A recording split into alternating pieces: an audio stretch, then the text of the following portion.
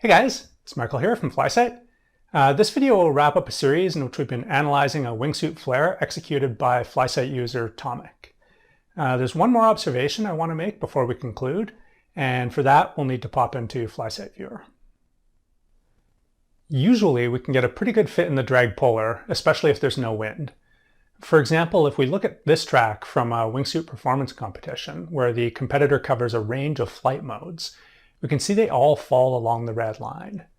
This tells us that the wingsuit looks like a single airfoil, but with a changing angle of attack. Going back to Tomic's flight, there are a couple of things I notice. First, the points during the flare are scattered on the right side of this plot. They don't really follow the red line. We can also see a bit of a kink in the elevation plot at the same time. And second, during the dive, there's this extra arm coming off the red line, and at the same time we see a bit of a kink in the velocity plots. In this case, the arm is to the right of the main line, which means there's more drag than usual. If we look at the speed accuracy plot, it seems pretty consistent throughout the jump, so my initial impression is that this data is good. What might be happening in these two spots is that Tomic is making some change in his body position, which significantly affects the shape of the airfoil. This could be something like bending or dropping the knees, which would explain the increase in drag.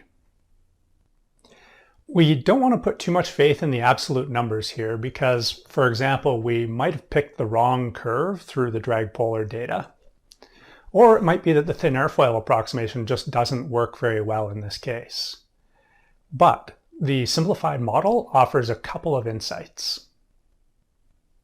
First, if the deviation in the drag polar plot is a consistent feature, it would be interesting to see rear-facing video so that we might be able to determine what change in body position is leading to the additional drag.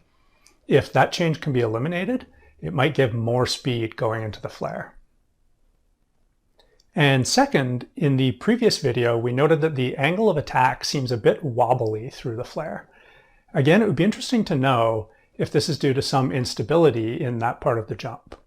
If that's the case, the flare might be improved by cleaning up that instability. For both these goals, we could come back to the same plots on future jumps and see what effect any changes have. From a training perspective, closing the loop like this can make training much more effective. That's it for this series.